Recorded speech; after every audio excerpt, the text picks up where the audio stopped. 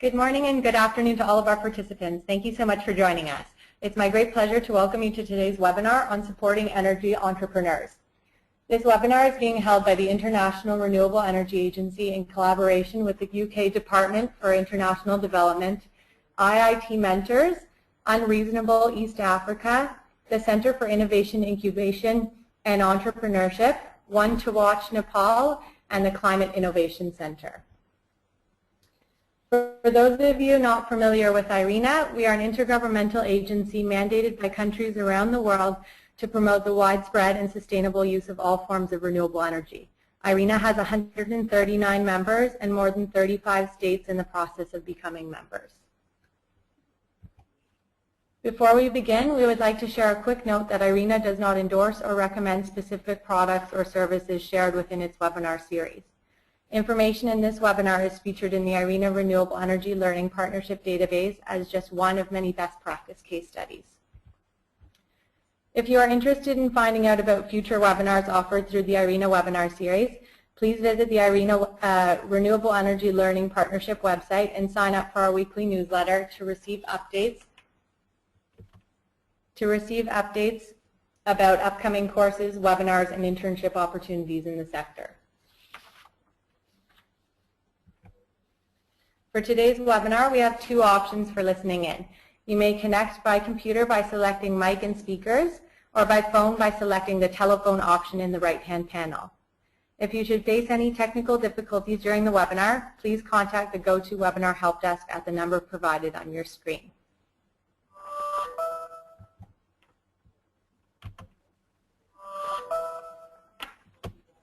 I would like to encourage everyone to participate and ask questions by selecting the questions panel in the right-hand bar and entering your questions with a note of who you would like the question directed to. We will be collecting questions throughout the webinar and we'll have a question-and-answer period following the presentations. If you would like to watch this webinar again or share it with a friend, we will have a full recording available on the IRELP website as well as on the IRENA YouTube channel. If we are not able to answer all of your questions during today's session and you wish to connect with our panelists, I encourage you to visit the IRENA community and join the Supporting Energy Entrepreneurs discussion, which can be found under Featured Topics. So without further ado, I would like to introduce our panelists for today's session. Our first speaker will be my colleague, Kavita Ray, who is a program officer with IRENA. She has been working in the field of renewable energy for 2 decades on cross-cutting assignments, including the socio-economic dimensions of the energy sector, capacity enhancement, financing, and enterprise development. She has extensive experience in Asia, Africa, Latin America, and small island developing states, and has been involved in implementing projects that have strengthened the capacity of hundreds of entrepreneurs in delivering enhanced modern energy services. Second, we will hear from Alok Barnwal, who is the Climate and Energy Advisor for DFID India. He has 13 years of experience in climate change, natural resource management, and energy. Alok leads the delivery of DFID's India's climate resilience and off-grid renewable energy programs. We are also joined by Kunal Upadhyay, who is the CEO of the Centre for Innovation, Incubation and Entrepreneurship and co-founder of INFUSE Ventures, a cleantech focused venture fund. Kunal joined the Centre in 2007 and co-founded the organization's investment arm, raising over $10 million for seed funding in over 100 ventures. Lastly, we will hear from Joachim Uichu, who is the CEO and co-founder of Unreasonable Institute in East Africa. Unreasonable is a business accelerator that gets entrepreneurs working on and solving tough social and environmental problems with the knowledge, resources, and tools they need to maximize and scale their impact. Next, we will hear from Sarah Jaritu, who is responsible for developing and implementing research and policy programs within the Kenya Climate Innovation Centre. Much of her work focuses on researching and understanding the developments in the climate technology framework, identifying and developing appropriate policy recommendations relevant to the Climate Innovation Centre's programs, keeping the team up to date with external policy developments and partnership and stakeholder engagement. Followed by Sarah, we will have a presentation from Wilhelm Grimmink, who is the founder of One to Watch Nepal. He has lived in India and Nepal for 4 years and has worked with NGOs and corporate sector on social development issues ranging from human trafficking to women empowerment and healthcare. In 2010, he started to work in Nepal after successfully supporting a small dairy to grow its business and co-founded One to Watch. As an asset manager, One to Watch is dedicated to develop, support, and monitor foreign investment in Nepal. In 2014, One to Watch had 5 investments under management and launched the accelerator Rockstart Impact to support companies to get ready for foreign investment. Willem aims to grow the investment portfolio of One to Watch to 30 companies by 2017. I hope you all enjoy the webinar, and with that I would like to hand the floor to our first speaker, Kavita.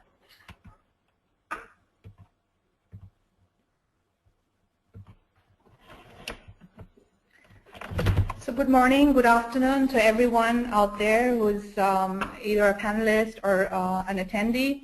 I welcome you all to this webinar.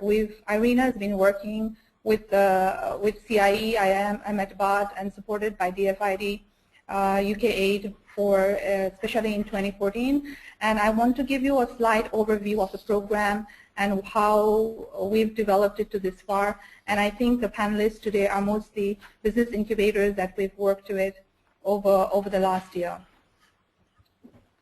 So a bit about IRENA. I think most of you already know about IRENA. Our mission is really to accelerate deployment of renewable energy. We have 139 member states currently, and we're based in Abu Dhabi. Capacity building is one of the main initiatives that IRENA has, and capacity building is focused around governments. But in 2013, we also decided to focus a little bit on the private sector. To do this, we are working with regional partners, financing advice institutions. And in 2014, we started our program working with incubation centers, renewable energy associations, so that they in turn can reach and support entrepreneurs. So to briefly show you in this slide an overview of what our engagement has been in the entrepreneurship development energy access space.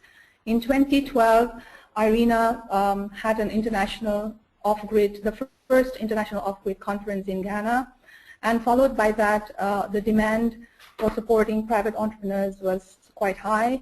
And in 2012, a program was designed specifically to support the solar market development in the ECOWAS countries in West Africa.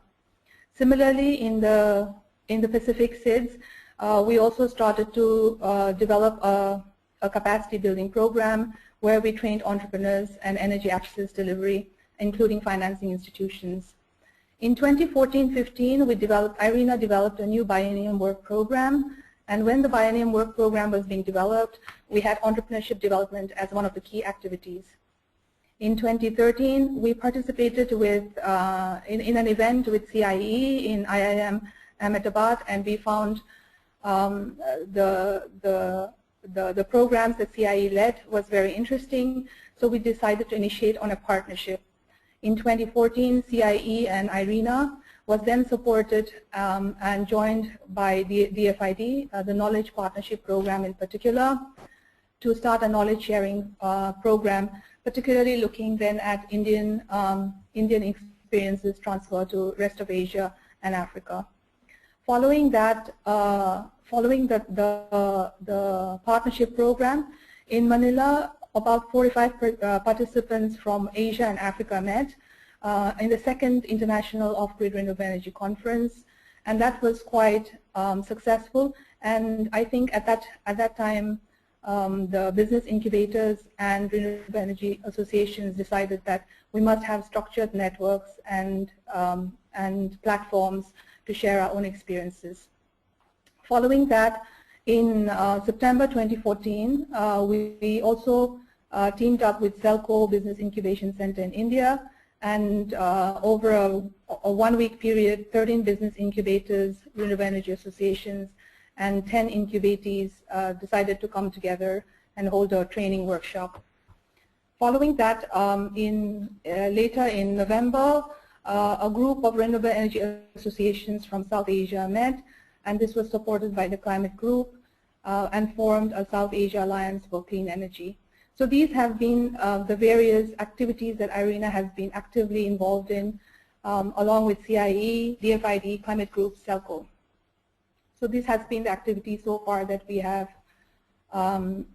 have conducted together, and the key partners for this initiative, as you can see, a snapshot of our key partners. So of course we have had many interactions since then. We've had a lot of email exchanges. Entrepreneurs and incubators have come together and shared their knowledge and experience. But in this particular slide, you will see an overall status of where we are. We decided to have a LinkedIn sharing group, considering that LinkedIn is an easy way to share knowledge and instant information and access. So a few of us are members there. If anyone who's attending this webinar is interested, maybe you can write to us or individually, and we can also add you to the LinkedIn group, which is currently a closed LinkedIn sharing group. Incubators, some of whom are present here today as panelists, are already twinning amongst themselves, even within East Africa, or between India and Africa, or Asia and Africa, and learning from each other's work programs, and also on how to support entrepreneurs. Similarly, there's a lot of networking and sharing of best practices amongst cross-border industry associations. Hopefully in the future we will be able to do a webinar with the RE industry associations as well. We decided to split the group between incubators and industry associations because the needs are very different. Industry associations are more focused on financing and policy interventions, whereas incubation centers, of course, are much more focused on how to develop entrepreneurs and as well as financing. And I think today on the panelists, you will hear some of the experiences that each of the incubators have had in this space of clean tech or energy financing. Then we're also trying to look as a group to develop new models for financial innovation, such as exploring blended capital funds and tapping into social corporate responsibility. I think some of the panelists today will be speaking a little bit about this. I know that CIE, IM Ahmedabad, Kunal, the CEO, will be speaking today, and I think CIE has been leading, been quite a lead in the forefront through INFUSE Ventures. So that's about the main activities that we are doing. We'd be quite happy to share with us. We'll soon be putting up all the information about all the workshops that we've done, about the training workshops, the information and learning material on the IRENA events archive website, which you can access or write to us.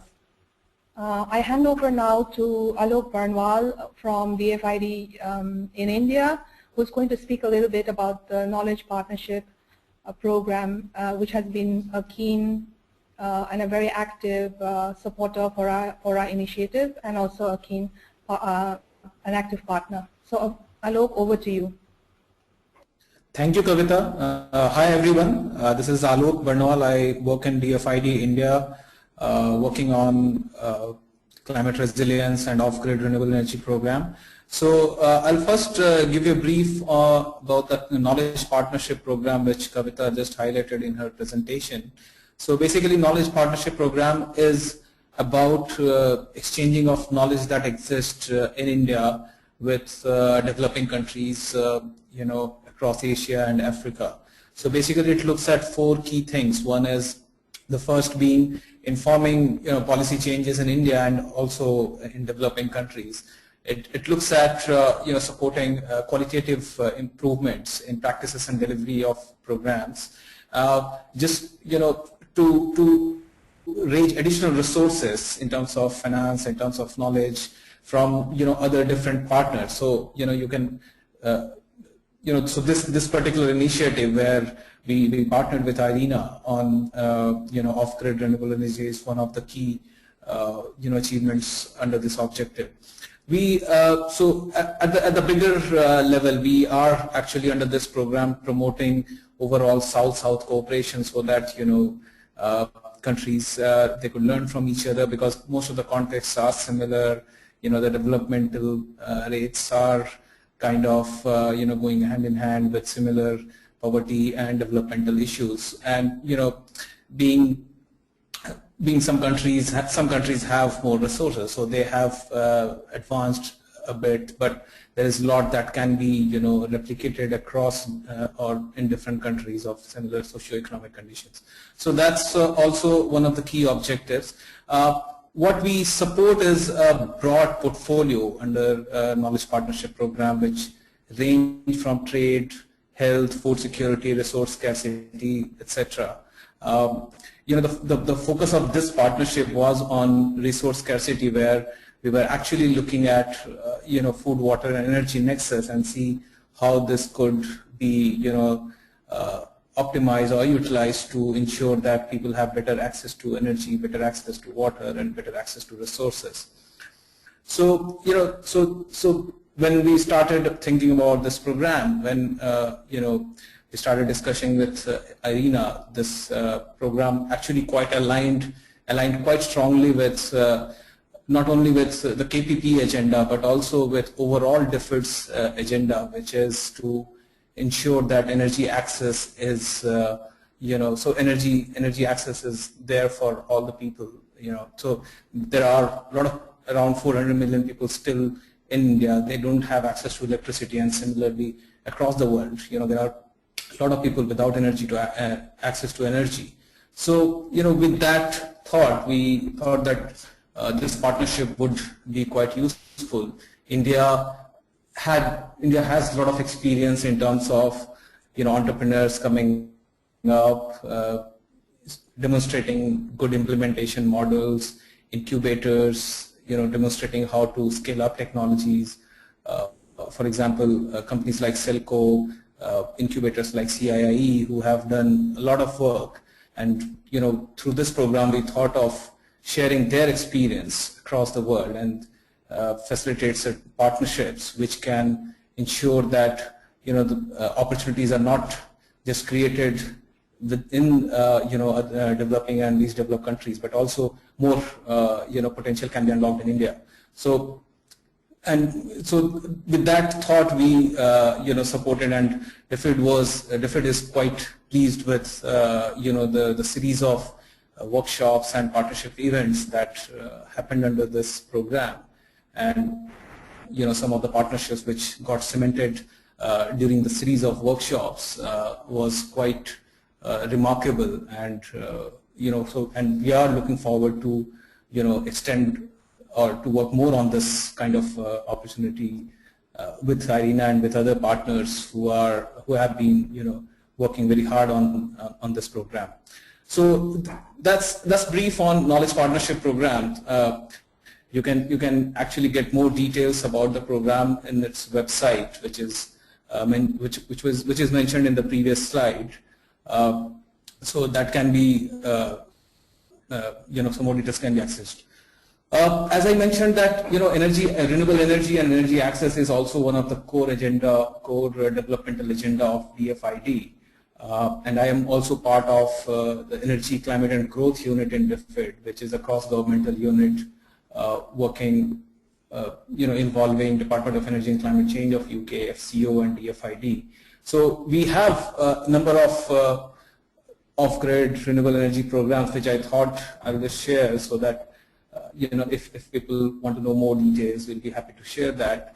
So one of the main programs is on with TERI, under which we are basically developing entrepreneurs. So we are testing entrepreneurship models for scaling up of improved deployment of improved cook stoves, solar home lighting systems, and this project is primarily in India but has a small component in Africa as well. So this program is actually coming to an end this year. The results have been really good. A lot of people without energy to access have now access to lighting systems using solar. We also have a small but critical work with the Ministry of New and Renewable Energy here in India, where we are working with them in designing a deployment strategy, a roadmap for scaling up decentralized renewable energy projects in India. We are also working, supporting them in identifying specific solutions of how this could be done. So for example, a partial risk guarantee fund design is going on, and if this succeeds, it has the potential of unlocking a lot of finance that's there in the market. We also have an ambitious program to provide a financing facility. So this is something that has been one of the key barriers currently in renewable energy, and the government of India is also very interested on this. So we have this program design in place. So the concept has been approved. We are working on full design and hope to finalize it as early as possible. So that's another program in pipeline. Apart from this, DFID along with other UK departments and with other academic partnerships in UK and in India is working on various technology aspects, on various research aspects. For example, we are working so for example, the Imperial College London and IIT Kharagpur, they are working on designing efficient systems for community energy storage, which can ensure more reliability in off-grid renewable energy power. Similarly, we have a green mini-grid program in DFID Kenya, which is about scaling up renewable energy across that region. So just to summarize that, energy access is one of the key developmental issues we are aiming at, and we have a strong thought that with proper energy access, the economic development will grow fast, and economic development will happen quickly. And through this program, we are really pleased to work with IRENA, and looking at these partnerships towards that have been developed between different incubators have been really good. And you all are welcome to write to me if you want more information on what we are doing. And I will also look forward to what different entrepreneurs who are on the panel have to share on the lessons that they have learned, and how they see this partnership could be built further. Thank you.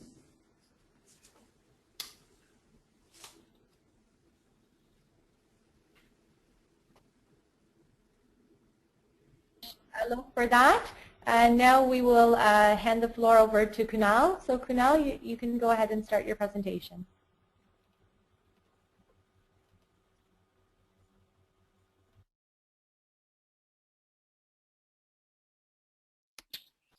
Unmuted. Thank you so much, everyone, for inviting us as a part of this webinar. It's always a pleasure to be sharing some of the experiences that we've had over the years in terms of promoting entrepreneurship. Thanks, IRENA and DFID both for the active partnership that we've had over the last few months. I'll jump quickly onto the presentation. And just so that all of you understand what each of the logos sitting here are, Ahmedabad is one of the leading business schools out here in India. A few years back, almost a decade back, IMA decided to create the CIIE, which is the Center for Innovation, Incubation and Entrepreneurship.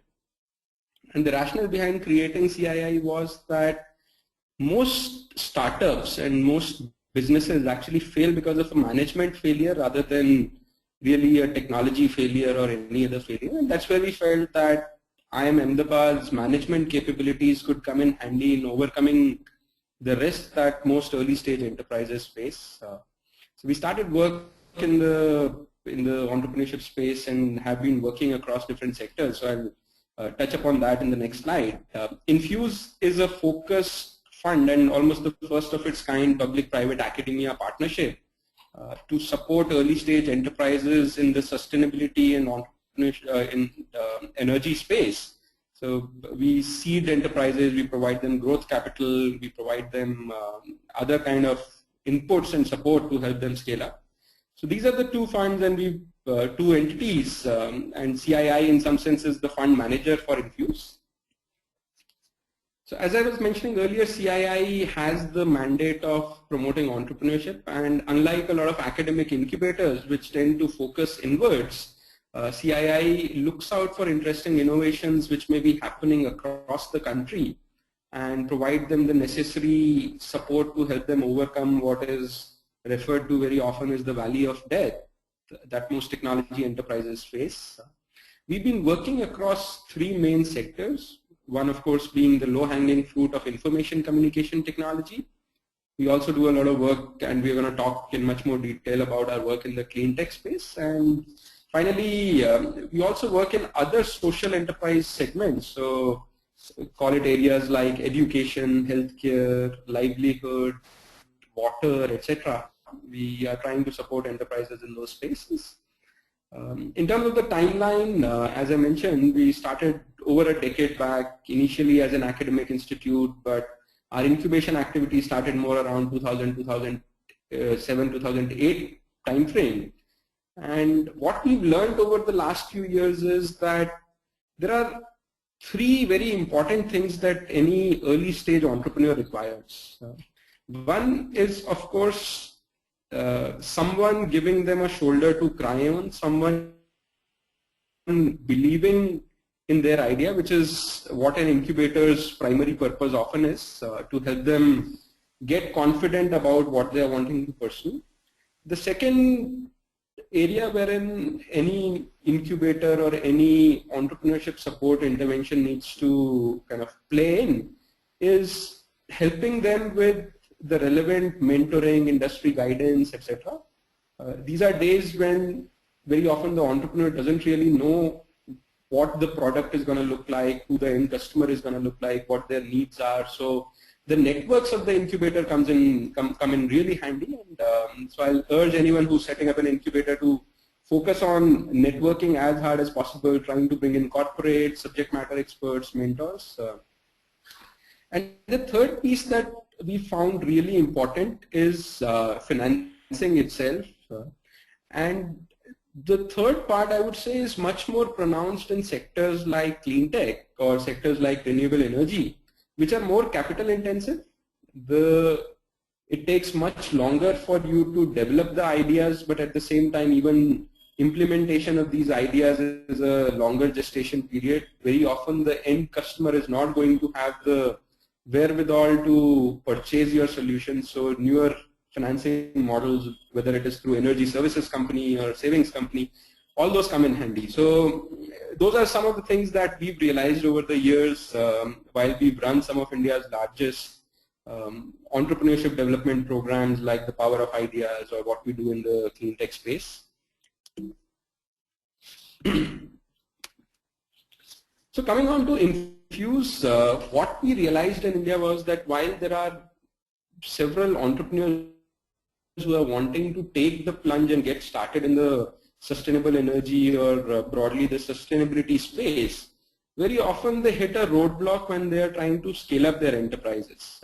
Because clean tech is not a very well understood sector in India.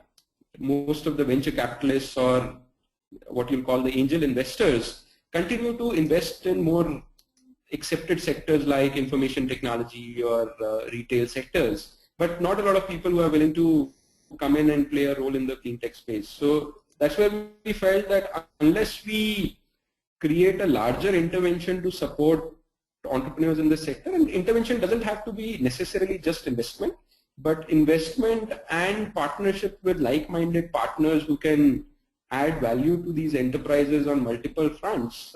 That was the genesis of INFUSE. We brought together the government of India, corporates like British Petroleum, Godrej Industries, which is one of India's largest conglomerates, and multilaterals like IFC, even ADB is supporting the initiatives that we are running, and partnerships like IRENA and DFID. So we brought everyone together to kind of bring about a change, provide more active support to the entrepreneurs. During the early stages, it is more of prototyping grants or some amount of mentoring that can be provided to them. But in the subsequent stages, it is more about access to greater capital to help them scale up. So that's been our approach. what I want to stress here is that when we've created Infuse, it is more of a partnership of like-minded people who are bringing in complementary skill sets to the table. So, for example, we've got the Ministry of New and Renewable Energy, which is providing policy support to the entrepreneurs that we are working with. They are providing subsidies wherever it is required, and we've become a single channel through which some of these subsidies can be provided to the entrepreneurs. We've got industries like BP and Godrej who are providing opportunities to pilot some of the newer ideas that the entrepreneurs are creating. We similarly have a few financing institutes like IFC, SIDBI, Bank of India, ICICI Bank, etc. We're all actually working towards providing the debt capital or other sources of capital which could come in handy for these entrepreneurs.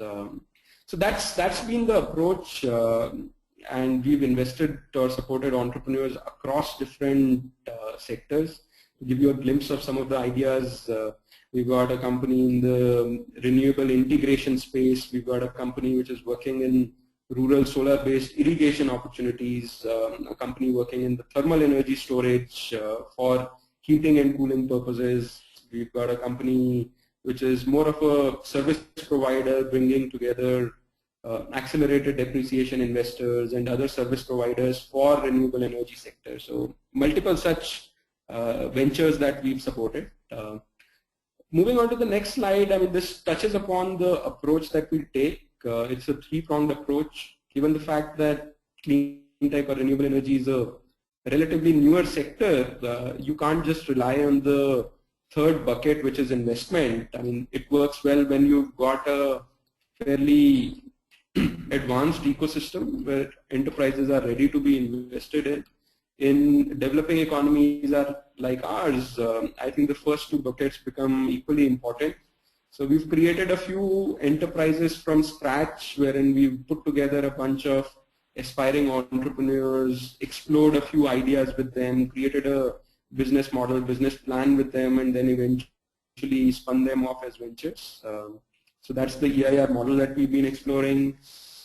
On the accelerator side, we run an annual acceleration program, which we very often do in partnership with the Asian Development Bank, wherein we try to identify some seed stage enterprises across different segments, bring them together, provide them rigorous mentoring support, give them very clearly defined objectives or goals that they're supposed to meet within a short span of time, and once they've met those, consider them for an investment. It becomes a well-structured program of supporting the entrepreneurs, and of course finally the investment that we directly make.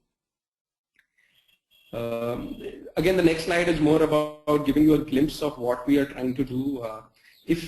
I think world over, very often when one talks about renewable energy enterprises or clean tech enterprises, one assumes that these are capital intensive and hardcore product installation ideas, but lately what we are realizing is that information technology or data can play a very important role in making clean tech or renewable energy more acceptable. So we are running this PowerStart program as we speak. Currently in India, we've got around 12 odd teams working across different segments of the clean tech opportunity, right from smart energy in industry, smart buildings, reducing energy footprint in transportation, agriculture, shared economy, etc. So multiple such interventions that we are making, which heavily rely on mentoring support that we provide to the entrepreneurs.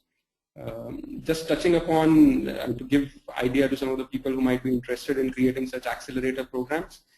When the ideas come to us, they are largely unvalidated business opportunities.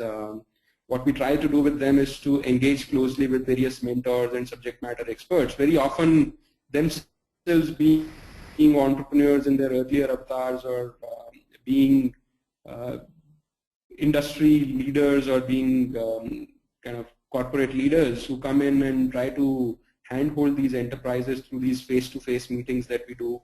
We also organize several capacity building and other workshops to help these entrepreneurs out, provide them mentoring, matching, financing support, etc. So the goal at the end of it is to actually really validate the business models that they come in with, and once they've done that, we can provide them subsequent amount of funding. So this is just going deeper into this. So in a nutshell, these are the kind of activities that we perform. I'll be very happy to answer any specific queries if anyone may have. Shubha, back to you.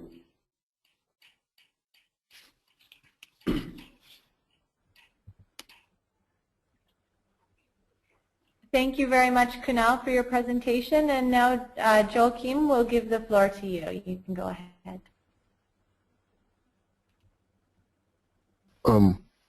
Yeah, thank you very much again for inviting me to this. It's such an honor to have us share some of our learnings. I'm going to focus my presentation on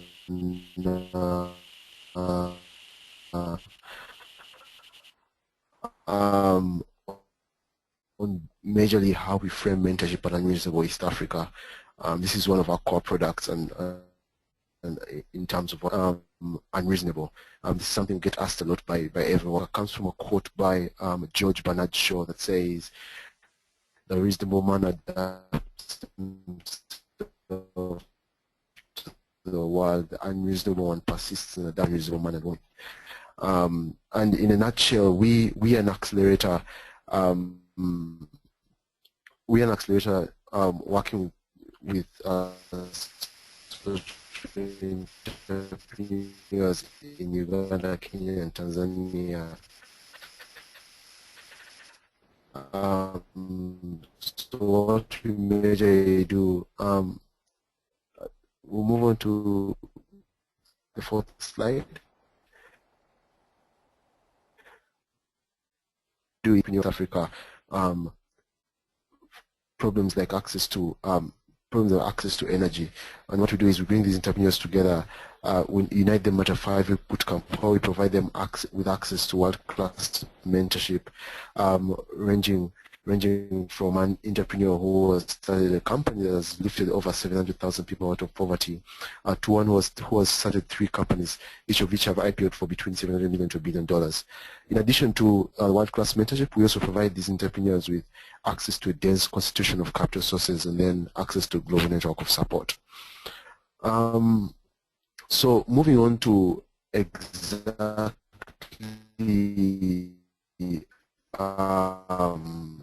talking about mentorship, is that a quick summary of what we say is that mentors demystify problems and make the impossible possible for our fellows. So what we normally have within our with the entrepreneurs we get, entrepreneurs normally apply to our program with the problem they're trying to solve, or the vision of the world they're trying to create, one in which everyone has access to clean energy. What they often don't know is how to get from the problem that they want to solve. Let's say it's point A to the world they want to create, which is point with dots. Instead of guessing with which they're facing problems with, for example, they need guidance on distribution. Has probably worked with, who probably has over 20 years experience in distribution. So that's how we look at mentorship.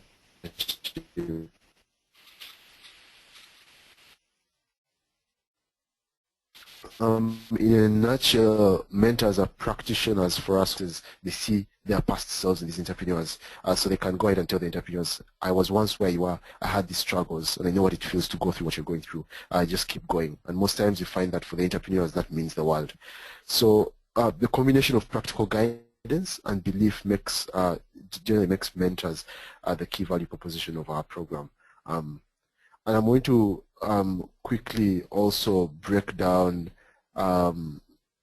examples on how mentorship has been valuable in the past. So since we started, we just concluded working with our first class last year, and some of the things we've seen is that a company was able to pivot their business model during our program, leading them to double their revenues from the previous year 2013 in 2014 without investing their sales capacity. And this is because we match made them with 2 to 3 mentors. We match made them with 2 mentors who are experts in the kind of work that we're trying to do. Which helped them redefine the entire business model they were struggling to build. Another example is one of our fellows is now able to articulate the strategic direction they're going, thereby having confidence to approach funders. And this is because we match made them with a couple of mentors who are experts in things like fundraising. One of our ventures was able to also learn how to work with DFID. So that's the impact that we've seen that mentorship has done. So from our learnings in 2014, we're moving on to clearly categorize mentors this year, and I'm going to walk through how we're thinking about mentorship going forward. And just basically talk about the different categories of mentors we're having, and why we're developing those kinds of mentors right now. So the first category of mentors we're creating is the core mentor. And the overall goal for this kind of mentor for us is to act as a guide and sounding board to entrepreneurs as they grow. So this kind of mentors basically help entrepreneurs prioritize what is important, and also act as accountability partners for entrepreneurs. The reason why we're creating this kind of mentors, this categorization of mentors, is because we matchmake entrepreneurs with over 50 different experts or 50 different mentors, and therefore they are all exposed to a ton of information, including competing advice from different kind of mentors and experts. So most times you find that they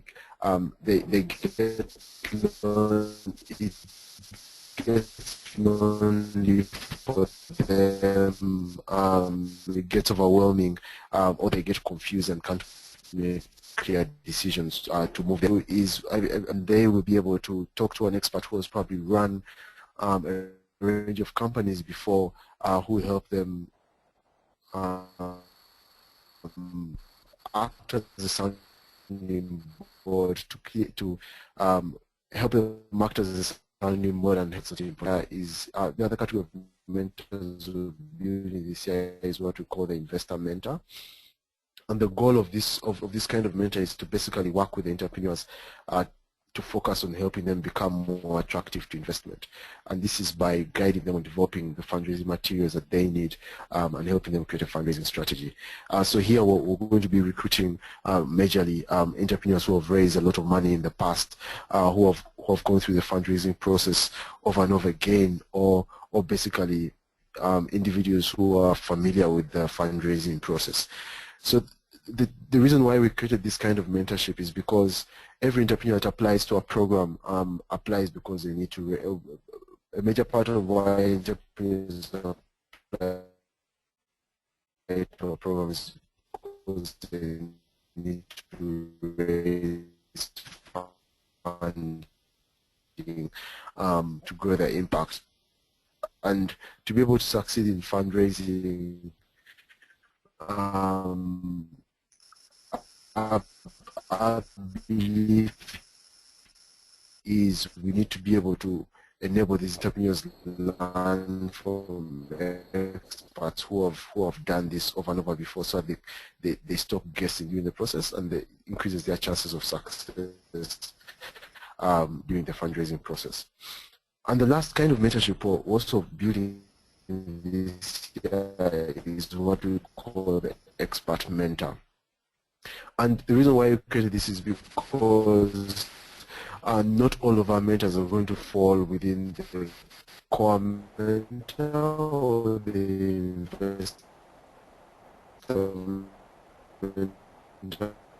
category. Some of the mentors we're going to be working with are majorly maybe experts in human resource, whatever that is. So there are specific challenges as area of expertise in East Africa. We learn from industry experts, again, to stop them, to help them to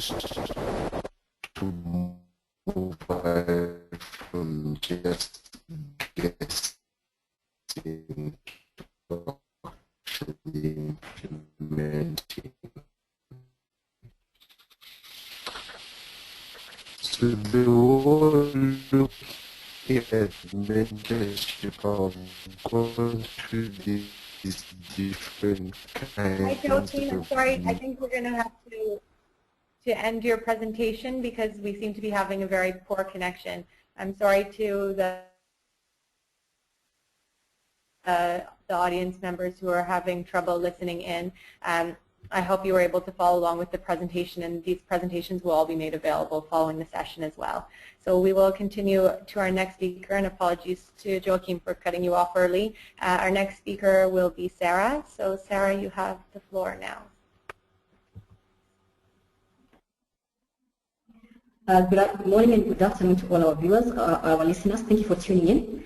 Thank you, IRENA and DFID India, for providing CIC with this opportunity. We are very honored to be sharing some of our experiences with regards to supporting our cleantech enterprises here in Nairobi.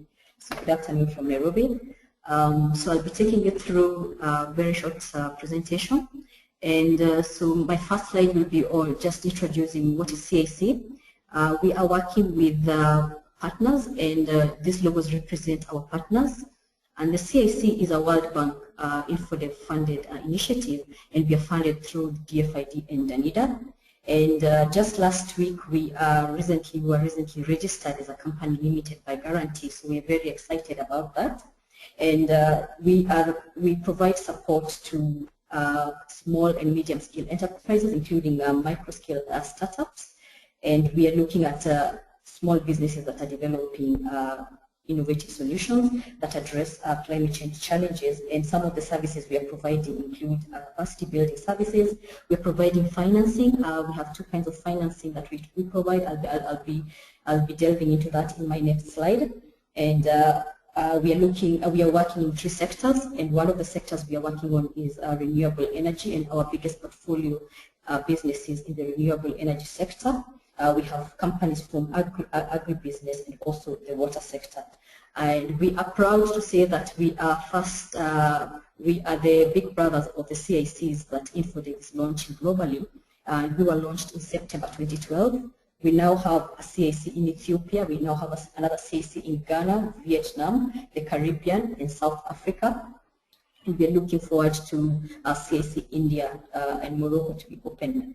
And we are a consortium. As you can see, the logos. We are an initiative of four partners, and the consortium is made up of PricewaterhouseCoopers, who are our fund managers, Strathmore University, where we are launched at the Strathmore Business School. We provide facilities. We are also working with the Global Village Energy Partnership, which is providing technical support in the renewable energy sector, where they have a lot of experience in this sector. We are also working with a government agency, KIRDI, the Kenya Industrial Research Development Institute, who are providing facilities for prototype testing, because we are working with very young technologies. So how do we do this? What kind of support are we providing to our enterprises? There are 5 key support areas, or 5 key pillars that we are looking into, and the advisory services, financing, access to facilities. We provide them with information, and we're also providing an enabling ecosystem. Some of the advisory services that we provide include mentoring and providing training programs, and we provide them with business plan development. We help the enterprises develop their financial systems, their human resources system. For those enterprises that are looking into patenting, we provide them with legal services. We provide them with one kind of financing that we are calling the proof of concept financing, which is basically to de-risk these projects and we give this to early stage financing, early stage companies. And we provide the proof of concept financing is up to 50,000 USD, and this is in form of a grant. And to date, we have about 20 businesses that have received proof of concept financing.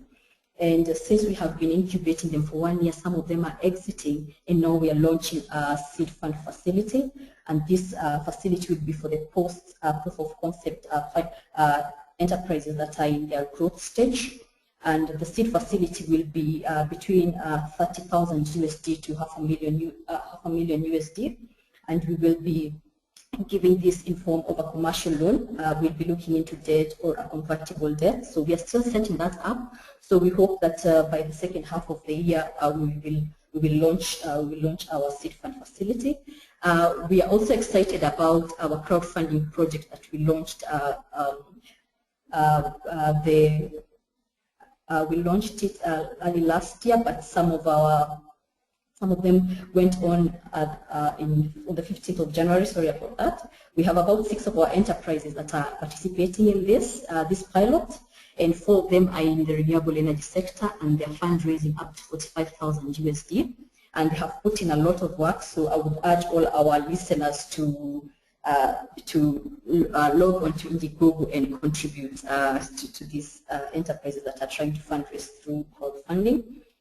And the other service we provide is access to facilities, and we provide office space to this enterprise. We provide a hot desk. We provide them with a meeting facility. We provide them with a boardroom. We provide them with everything that a small business needs in form of an office.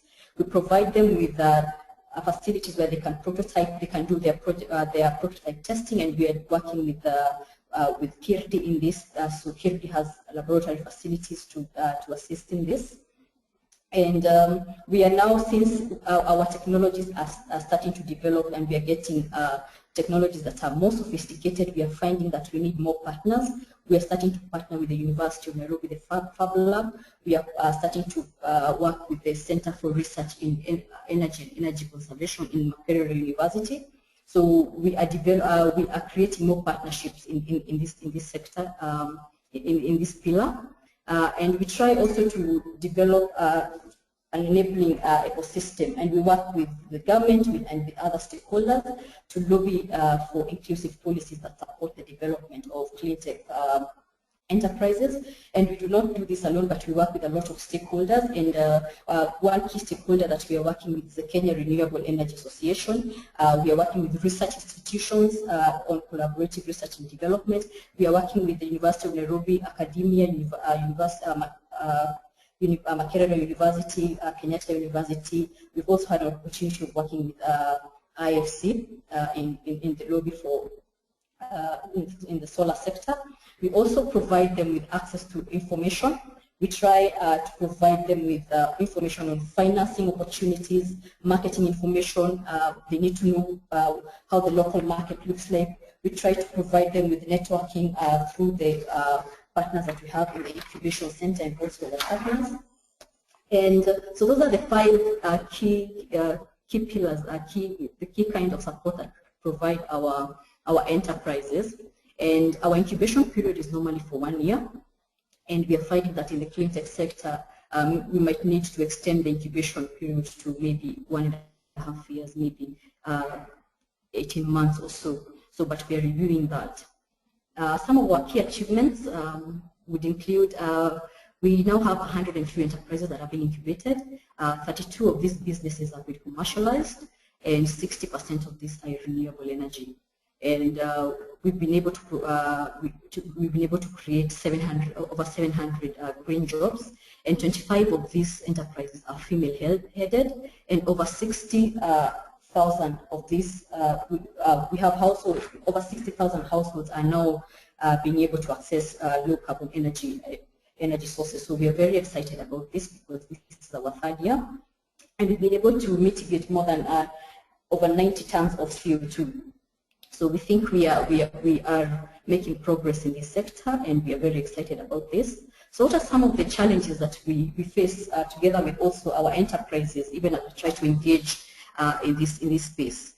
As I mentioned, we've been providing proof of concept financing, and we are still having challenges. Just like any small business, we're still having challenges accessing additional financing and investments, especially beyond the proof of concept financing in terms of consumer financing, and we're still lacking support from financing institutions that would be key in promoting business and market environment, especially for these technologies. Another key challenge that we are facing, especially for the relatively new technologies. For example, we have one technology on board, one enterprise that is trying to package biogas. For this kind of technology needs several institutions covering several technical and economic and market aspects at different stages of development. We are finding that we need more and more institutions. Unfortunately, this institutional capacity might not always be available, especially in Kenya. So, we were part of the beneficiaries to visit India, and we will be working with some of our partners that we're able to create, some of the partnerships we're able to create from that part of the world to just be able to have more institutional, more technical partners in this area. And then the next challenge that we're still facing is it's a major technical barrier, especially for those companies that are trying to venture into mini grids. There's still an availability of accurate and well-organized renewable energy resource data, especially in the solar sector, wind, mini hydros. It's still scanty, and we are still having a hard time trying to get this information, although the government is also working very hard. We have a wind atlas that is coming up, we have a solar atlas that is coming up, but this still remains to be a challenge. We also find that currently in Kenya, we see this little opportunity and even maybe fewer forums for networking and information sharing between renewable energy players. We feel that bringing these players together would result to very, very key useful synergies. We find that international suppliers and manufacturers are regularly looking for business partners, business opportunities. And also we find that local level suppliers are looking for dealers, engineers, technicians. We feel that this would be made easier if there were readily available facilitation services to introduce market players to each other. So we feel that the networking platform in the renewable energy sector has not really developed. And we know that KREA is trying to set up such a platform, but we look forward to seeing more platforms coming up. Maybe CIC should take this up. So we thank IRENA and DFID for inviting us to the knowledge sharing workshop that took place last year in September. And some of the learnings from this workshop, we've been able to integrate them into CIC, and we're continuing to integrate them. It was an opportunity for CIC to learn a lot from India, incubators in India and enterprises in India. And we have started integrating learnings into the center strategy. CIC was a 5-year project, and will be wrapping up we'll be closing in 2016, but we are lucky that we've gotten funding from one of our development partners. And since we went through a very rigorous mentoring session during the workshop in September, we have been able to integrate this into the next strategy, and mentoring will be a key pillar in our next strategy, 2016 strategy to 2021 strategy. And we'll also be borrowing lessons from Unreasonable East Africa, and we'll also be borrowing lessons from CIIE. So this was a good platform for CIC. One of our CIC entrepreneur is also starting to adapt lessons from one of the field visits that we visited, SELCO project in Hassan. And he will be starting to integrate some of these learnings in his project. He will be rolling up a solar project, hopefully by April, in the eastern part of the country, where he will be piloting solar lighting with about 110 households. So I will be giving you more feedback on this and how successful it's been, and he'll be talking to SELCO very regularly as he tries to launch this. And we've been lucky in this ecosystem as CIC. We've been lucky to meet other players in the ecosystem, especially in East Africa, and one of them is the Renewable Energy Incubation Centre in Tanzania, Renewable Energy Incubator in Uganda, the Chandaria Business Incubation Centre in SIDO. And we've been able to start sharing information on funding opportunities and on sector events. And we look forward to even an opportunity where we can fundraise together so that we can continue to provide our clean energy enterprises with the best services that we can. That's the end of my presentation. Thank you very much. And those are our contacts. Thank you for listening. Thank you very much for your presentation, Sarah. And next we will be hearing from Willem. So Willem, you now have the floor.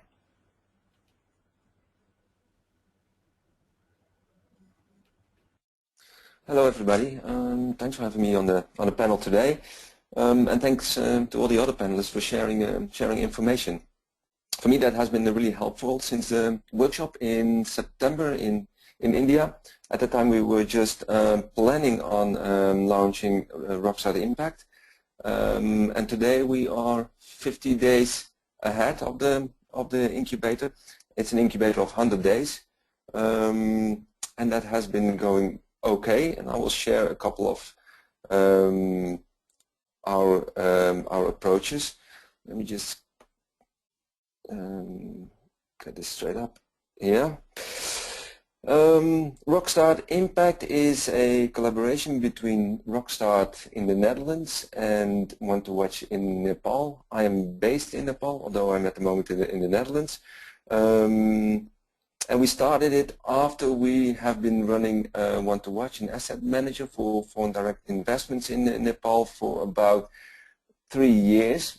And the biggest challenge to manage deals is getting deals.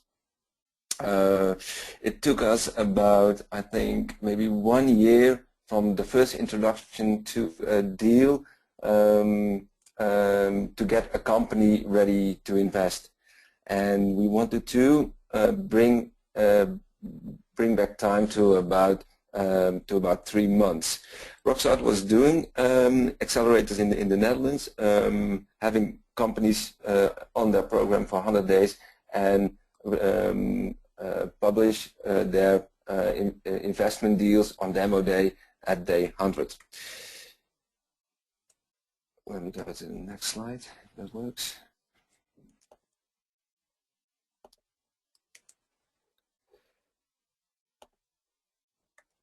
Here we go. So the program is 100 days. We started in December. We have 10 entrepreneurs in the program and about 30 mentors in Kathmandu, and again 10 mentors from the Netherlands. Mentors are at the heart of the program. I'll come back to that. But first I want to talk about the impact entrepreneur, the kind of entrepreneur that we are looking for to have in our program. There's a lot to say about the entrepreneur, but I want to capture a couple of selection criteria that we used in Rockstar Impact. First is the entrepreneur has to be very, very ambitious. He has to have a big plan that comes with his dream to grow his company. You need to be an experienced entrepreneur. So we'll look at his key skills and how he can apply that key skills to his business. He needs to have a good reference. We want to work with entrepreneurs who have proven good ethics. They need to have a company that is excellent in good governance. The company needs to have a track record in the business. We're not working with companies that just have an idea, not in that startup phase. We work with companies early stage with a bit of a track record, let's say about 3 years. They need to be willing to learn. Rockstar Impact is a place where companies are changing, and for that you need to be susceptible for information from your mentors, and preferably the company has a sector-specific knowledge. They need to know the business and what are the dynamics. If we look at the idea, we're looking at the heart of 4 criteria. It needs to be innovative. It needs to be a game changer. It needs to make impact. Their society, the communities they work with, need to benefit from the business. It needs to be scalable in order to grow, and it needs to be profitable to sustain. So that is the impact entrepreneur that we are looking for, and I believe that we have 10 of these entrepreneurs at the moment in Rockstart Impact. The core is the mentor, and we believe if we put the mentors at the core, it is unlocking networks for the entrepreneurs. Two key things that entrepreneurs in Nepal need is access to capital and access to knowledge, and I believe that that is exactly what our mentors can offer to them. These are a couple of our mentors. It's a mix of mentors. I was hearing Joachim talking about type of mentors. We also looked at that. Roughly the type that we have in our program is the mentor who is supporting the company throughout the 100 days. So these are the guys that entrepreneurs will check into every week and talk to them to bounce off their ideas. We have the expert mentor as well. That is the person working in an industry or has a specific knowledge on a process such as HR or marketing, and is supporting multiple entrepreneurs with that type of knowledge. And I guess we have the inspiring mentor, a mentor that's an icon in business, maybe multiple businesses, and is inspiring or helping mentors to make certain choices in their 100 days, learning from their examples.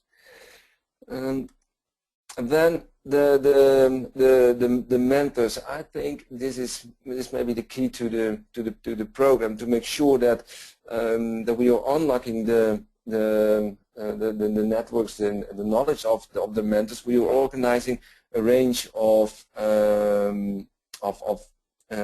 workshops and sessions where the entrepreneur can interact with the mentor.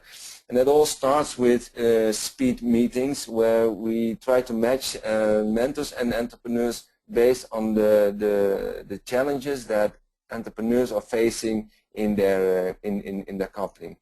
So once the match is made, and now we're talking about the core mentors, these mentors will support the companies throughout that 100 days. There was always the questions from mentors: how do we do this? How do we connect? And my answer was always that is something that you both need to figure out, because you have to create a relationship with the entrepreneur, and it needs to fit in both of your agendas. The driver of the relationship is the entrepreneur. He is the one with a challenge that he wants to overcome, and the mentor is there to offer him support. But still, there was an expectation towards Rockstart Impact to facilitate that relationship. Therefore, we have the weekly check-ins. So we just expect entrepreneurs weekly to check in at Rockstart and see how it goes, and we help them to coordinate their meetings with the mentors. We have a reflection day or reflection sessions after every stage, and Rockstart Impact has 4 stages in 100 days. And maybe that's interesting to mention these stages. The first is an introduction stage to get everybody on the same page. We use a lot, we do workshops around business canvas modeling, so everybody sort of framing his company in the same structure. Then we have a testing stage. We do a lot of lean testing assumptions. Once that is done, we have the planning stage. We do the planning of the renewed business plan, and in the last stage it's getting ready for fundraising. After every stage we have a reflection day. The entrepreneurs are pitching their ideas so far, and all the mentors are invited to provide feedback at the spot. So they pitch, and there's immediately questions, one question from the entrepreneur and answers from the mentors, and the mentors can also write down their comments and post them on a blackboard. Then we have the deep dive sessions. The deep dive sessions is where an entrepreneur wants to talk about one of his challenges with multiple mentors. So we invite, let's say, 3-4 mentors and the entrepreneur for a session, and we're going really deep into the matter that is challenging the entrepreneur. We have then we have general workshops, like almost every week we have a mentor or an entrepreneur or somebody with a specific expertise or knowledge to share his knowledge with the entrepreneurs, and that is usually it was like there's a workshop, and afterwards they take a next step in their progress. For example, at the moment they're all working on their pitching deck. The pitching deck has like 10 teams. Every workshop there is we zoom into a team, and afterwards they complete that part of the pitch deck. The general coaching sessions between entrepreneur and mentor. And finally, we have the Pitch Academy. We also invite, same as Joachim said, we invite the investor mentor, and he helps to get get the investor deck tuned to the investor, to make it more attractive and to help the entrepreneur to pitch their idea. Lastly, the early days talk. The early days talk is a sort of an inspirational speech of one of the iconic entrepreneurs in Nepal, and they will talk about their early days, what challenges they have been facing, and how they solved the problem. And this is it. This is how we do it, and I think it's important for mentors and entrepreneurs to make it really tangible. How they build up their relation. I think that that Rockstar Impact is helping them a lot to get together. Well, that's my presentation so far. If you have any question, I'm happy to answer. Thank you very much, Willem. And now we'll open the question and answer session. So our first question actually was to Kavita, but I can answer on her behalf. We had some participants expressing interest to join the LinkedIn group that Kavita had mentioned, focusing on energy entrepreneurship. So if you have expressed your interest today, I will send your contact details to Kavita, and she will add you to this LinkedIn group. So our second question goes to Alok. Alok, we have a participant wondering, several participants actually, wondering if you can provide more information on the financing of the mini-grid program which you mentioned. So wondering where the money is coming from, if it's government or DFID, and also when this project will come into implementation. So Alok, you have the floor now. Sure.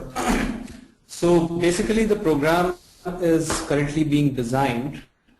We are expecting that the program will be, the fund will come from the International Climate Fund of UK, and we are designing a program of £30 million, out of which 24 million would be returnable capital, which is core financing.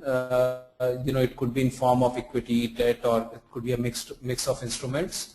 And 6 million would be for technical assistance. So the concept has been approved by the ICF, International Climate Fund Board, UK, and now we are in process of designing the full program.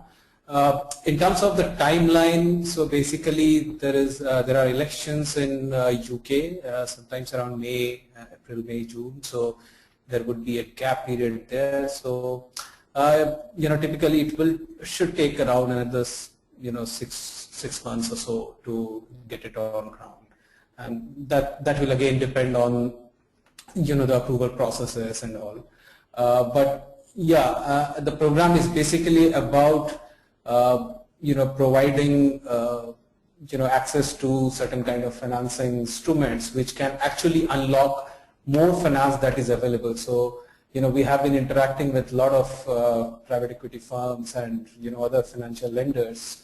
What they are saying is that off-grid, mini-grids are still perceived as a risky sector, so they need some comfort in different types of instruments being available. And there is a strong demand from Ministry of Renewable Energy in India as well. So so we are working on it, and it will take another 6 to 8 months to be on ground. Yeah. Great, thank you very much, Alok, for your answer. So the next question goes to Kunal. So we have a participant wondering if INFUSE provides seed funds only to Indian entrepreneurs, or if this funding can also be accessed by Indians living outside the country as well. So Kunal, you have the floor.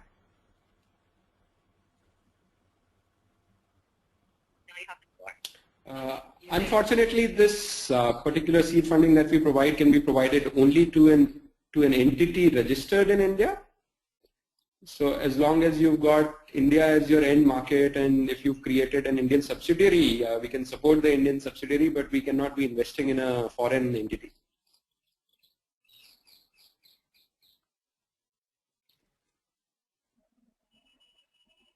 Great, thank you very much, Kunal. Actually, we have another question for you as well.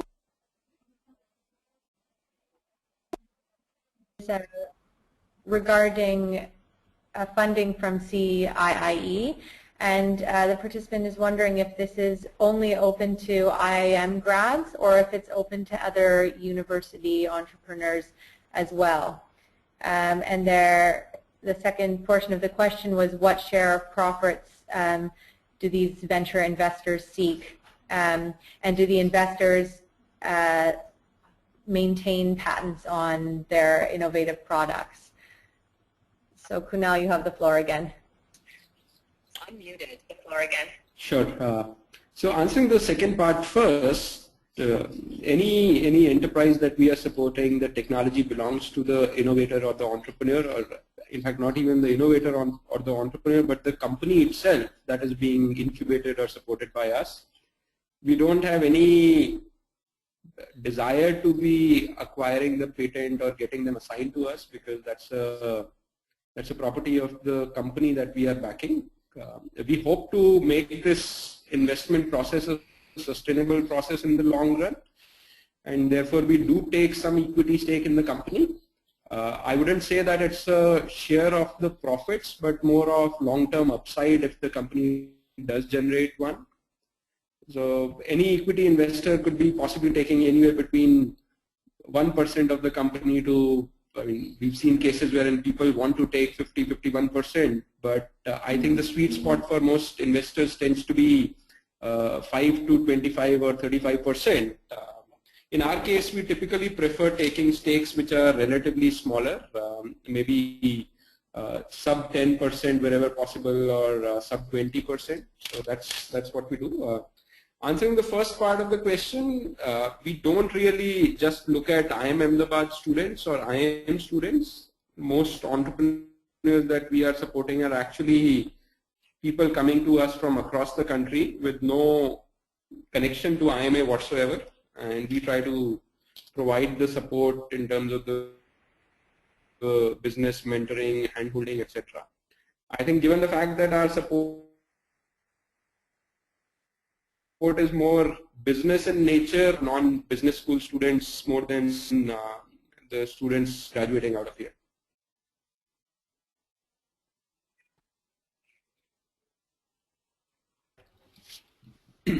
Thank you very much, Kunal. And our next question goes to Sarah. We have a participant wondering if your entrepreneurs experience interference from the fossil fuel industry in terms of policy and funding. And so, Sarah, you have the floor. Stephanie, please repeat your question. Stephanie, please repeat your question. Yes, Sarah. The question was, do your entrepreneurs ever experience any interference from the fossil fuel industry in terms of policy and funding? Yes, at the moment, I just have one entrepreneur that we are talking to, and for example, right now, some of the entrepreneurs we have on board are trying to develop technologies that are trying to replace kerosene. And one of the entrepreneurs has developed ethanol, is promoting ethanol, bioethanol, and he also has a clean cookstove that uses ethanol. And my entrepreneur is piloting this incubator, one of the biggest slum in Kenya. And for a long time, they rolled out the project last year, and they were selling the fuel at 70 shillings. That's about less than $1. And now that the prices of kerosene have really gone down, we are finding that the community is starting to go back to kerosene. So those are some of the challenges we are facing with the global fossil fuel prices. And we also were facing challenges.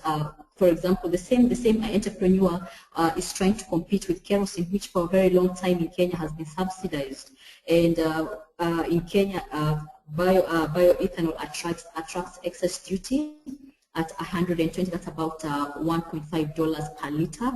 So we have been trying to lobby the government to exempt, to remove excess duty from ethanol, so that ethanol can be able to compete with kerosene. So those are some of the challenges that we have been facing. But of course, since CIC is trying to create an enabling environment, and we are working with different stakeholders, we are still trying lobbying the government to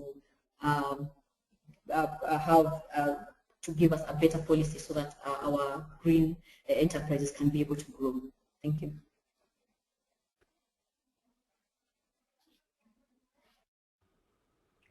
Thank you very much, Sarah. I thought maybe Kunal, you might be able to add in and share the Indian perspective on this issue as well. So Kunal, you have the floor.